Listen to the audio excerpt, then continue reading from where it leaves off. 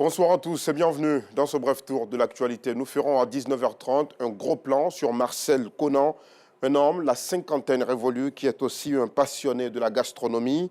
Sa passion pour l'art culinaire remonte à son enfance. Les spécialités de Marcel Conan, le kédjenou à l'ancienne et du rôti de viande de brousse. Grâce à son savoir-faire en matière de gastronomie traditionnelle, Marcel Conan accueille des clients venus de divers horizons dans son espace. L'espace est d'ailleurs situé dans le village de Ebimpe, commune d'Anyama. Nos reporters, nous, Sangaré et Gilles Tonien, sont allés à la rencontre de ce restaurateur pour un reportage, mais aussi pour déguster ces merveilleux plats. Vous verrez le sujet à 19h30. Et dans l'actualité également, tous les 25 avril, le monde célèbre la journée mondiale du paludisme. Cette journée instituée par l'OMS a pour thème central cette année, ensemble, nous pouvons mettre fin au paludisme. La Côte d'Ivoire a pour objectif d'éradiquer la maladie d'ici à 2030. Par ailleurs, la prévalence hospitalière du palu en Côte d'Ivoire est en baisse. Elle est passée de 43% en 2012 à 33% en 2023. Voyons ce sujet de Perpétue Pankakra et Maïssa Kogei. Ensemble, nous pouvons mettre fin au paludisme. Tel est le thème de la Journée mondiale de lutte contre le paludisme cette année. Selon l'Organisation mondiale de la santé OMS, au cours des 20 dernières années, d'importants progrès ont été réalisés dans la lutte contre le paludisme dans le monde. En Côte d'Ivoire, des efforts considérables ont été faits, mais la lutte est toujours de mise. On a eu 28 districts dans le nord qui sont devenus éligibles. Il y a 2 districts qui ont commencé l'activité l'année dernière. Donc, il y a 4 passages.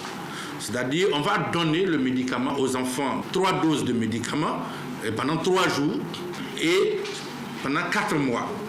C'est-à-dire, chaque mois, on vient faire une campagne de 3 jours pour donner les médicaments pendant 3 jours aux enfants. Ça permet aux enfants d'être protégés le mois suivant et les mois qui viennent. Idéalement, c'est qu'on commence, avant que les pluies ne commencent, et ça doit commencer jusqu'à la fin des saisons de pluie.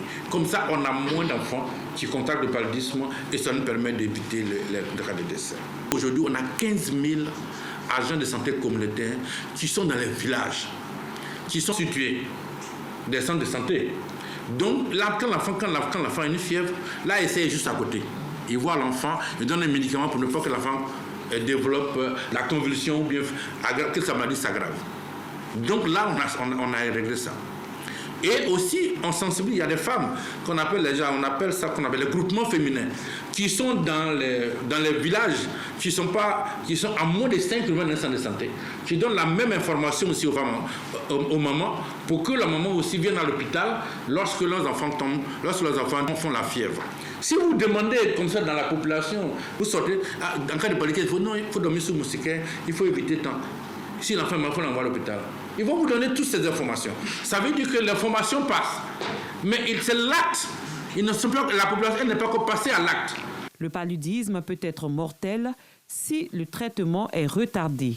Aussi, en cas de fièvre, même légère, de nausées, de maux de tête, de courbatures ou de fatigue, un médecin doit être contacté en urgence.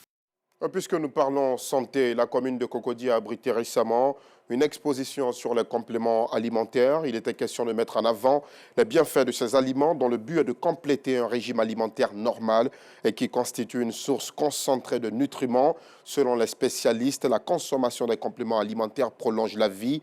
Un compte rendu de Justin Kouassi et Assitan Diarra à voir dans l'édition de ce soir. Dans l'actualité hors de nos frontières au Mali, le cadre stratégique permanent pour la paix, la sécurité et le développement devient le cadre stratégique pour la défense du peuple de l'Azawad. L'organisation sera dirigée par Bilal Aga Cherif, le chef du MNLA, le Mouvement national pour la libération de l'Azawad. Le MNLA, un groupe armé du Nord, membre de cette coalition. Ce changement de nom accompagne également l'ajout de nouveaux objectifs dont le principal reste la défense du peuple de l'Azawad, selon Mohamed El Maouloud Ould Ramadan, le nouveau porte-parole du CSP-DPA.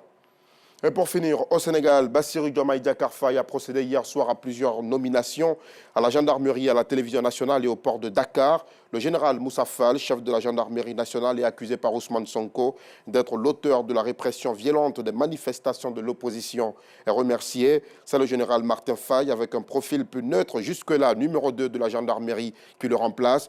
Autre nomination très symbolique, celle du journaliste Pape Alé Niang, proche d'Ousmane Sonko, à la tête de la radio-télévision sénégalaise, connu pour son opposition au régime de Macky Sall, ce qui lui a d'ailleurs valu 2 séjours en prison à Dakar.